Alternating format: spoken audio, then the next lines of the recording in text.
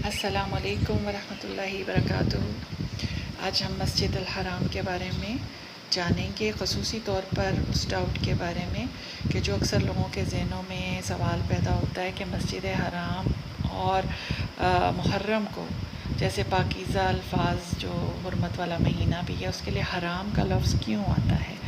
تو اس کے لیے ہم یہ دیکھتے ہیں کہ حرام کی اقسام میں اگر ہم دیکھتے ہیں مثال کے طور پر تو خنزیر حرام ہے، اس کے ساتھ ساتھ انسان کا گوشت بھی حرام ہے، لیکن ان دونوں کے حرام ہونے میں فرق ہے۔ خنزیر ذلت اور خست کی وجہ سے حرام ہے، اور انسان کا گوشت عزت، عظمت اور شان کی وجہ سے حرام ہے۔ اللہ تعالیٰ کی زمین پر سب سے اعلیٰ اور عزت والی مسجد الحرام ہے، اور اللہ تعالیٰ نے قرآن میں اسی نام سے متعدد بار مسجد الحرام کو اسی نام سے بلایا ہے، اور فرمایا ہے کہ مشرک ناجس ہیں، وہ مسجد الحرام کے پاس بھی نہ آئیں۔ تو یہ جو نجس ہے، یہ نجاست ظاہری والی نہیں ہے، بلکہ یہ باطنی ہے، یعنی عقیدے کی نجاست کی وجہ سے اب وہ مسجد الحرام میں نہیں آئیں گے۔ اس کے ساتھ ساتھ ہم یہ دیکھتے ہیں کہ یہ جو بات ہم سوچتے ہیں نا کہ حرام کا لفظ کیوں اس کے ساتھ آیا ہے، تو ایسی بات عربی زبان کے ساتھ ناواقفیت کی وجہ سے پیدا ہوتی ہے۔ عربی زبان کے وہ الفاظ جو دیگر زبانوں خصوصاً اردو میں استعمال ہو رہے ہیں، وہ کئی بار اپنے حقیقی معنی کھو بیٹھتے ہیں، یا اپنی ممکنہ وسعت سے محروم ہو جاتے ہیں، یا پھر ان کے ساتھ ایسے تصورات جوڑ دیے جاتے ہیں جو لفظ کی اصل روح کے خلاف ہوتے ہیں۔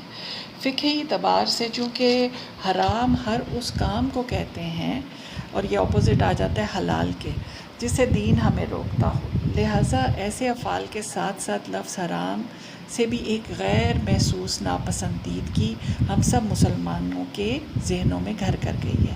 لیکن مسجد حرام کے لیے اس کو ہم حلال کے اپوزٹ والا حرام نہیں سمجھیں گے، کیونکہ حرام کے یہاں جو لغوی معنی، ویسے بھی لغوی معنی جو حرام کے ہوتے ہیں وہ ہیں روکنے کے ہیں، اور اس کا مادہ ہے حرامین، حرامہ، جس کے ایک جو معنی ہے نا، ایک معنی اور بھی آتے ہیں، وہ ہے مقدس جگہ کے۔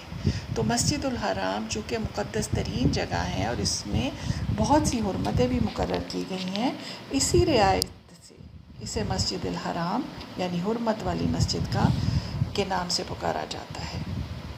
تو یہاں پر جو حرام ہے یہ حرمت کے معنی میں ہے، اور یہ حرم مکہ کی حدود میں تعمیر کی گئی ہے، اور شہر مکہ کو اللہ تعالیٰ نے زمین اور آسمان کی پیدائش کے روز سے ہی قابل احترام بنایا ہے۔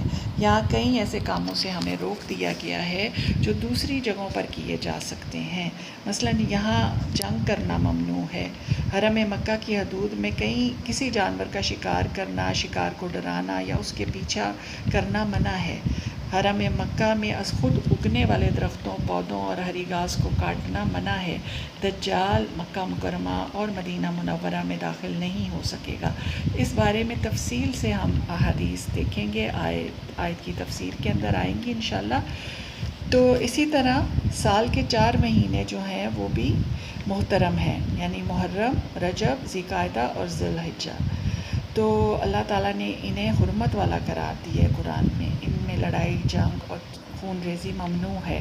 محرم ان 4 مہینوں میں شامل ہے، اس لیے اس کی حرمت کی وجہ سے اسے بھی محرم الحرام کہا جاتا ہے۔ حرام کا لفظ یہاں پر حرمت کے معنوں میں آیا ہے۔